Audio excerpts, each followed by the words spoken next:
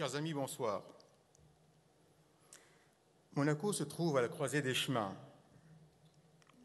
Le Conseil national, pour lequel nous allons élire dans 1 mois et demi nos représentants, va devoir être associé à nombre de grandes décisions qui vont engager le pays.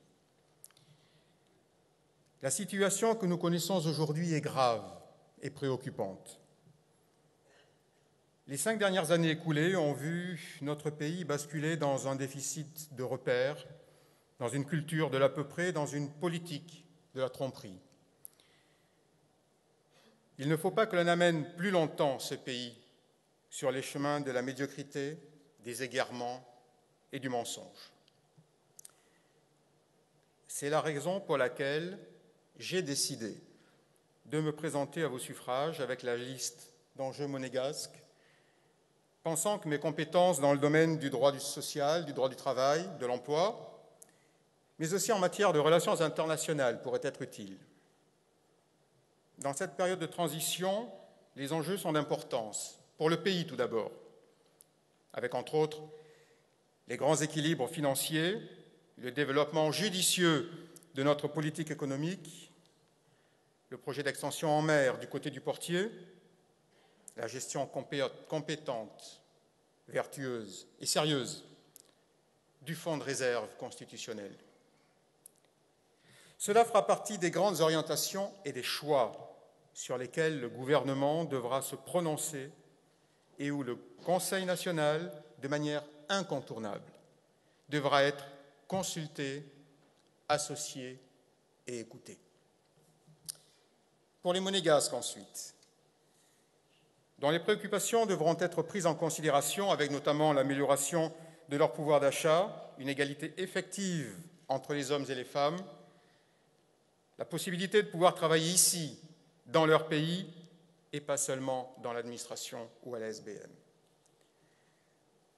À cela, il ne faudra pas oublier la garantie et la pérennité de notre système de retraite, la continuité et le développement de notre politique sociale et de santé, l'aide aux personnes âgées.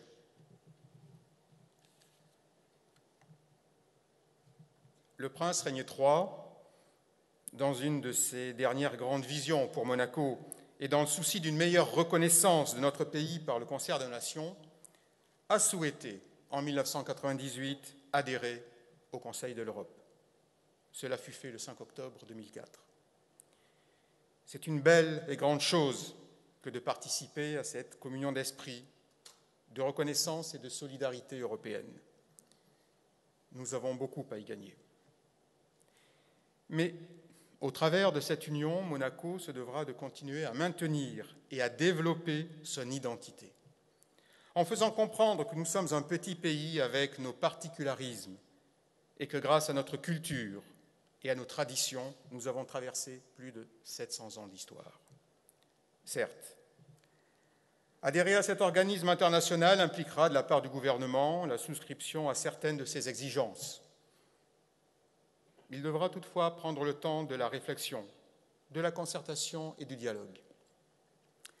Et cela, loin des précipitations qui pourraient amener à engager le pays dans des voies qui nous priveraient de certaines de nos prérogatives, dont beaucoup s'inscrivent depuis longtemps au rang de nos avancées sociales. La principauté est entrée dans le XXIe siècle. Vous le voyez, de nouveaux défis, de nouveaux enjeux doivent et devront être relevés par le Conseil national de demain, mais également par les générations futures. Nous en avons le devoir.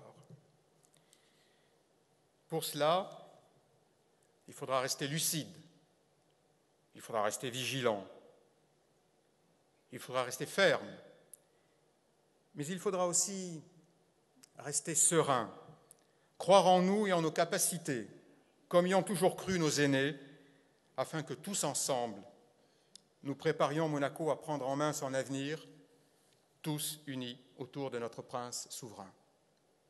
Tel doit être le but, le seul but de notre haute assemblée. Je vous remercie.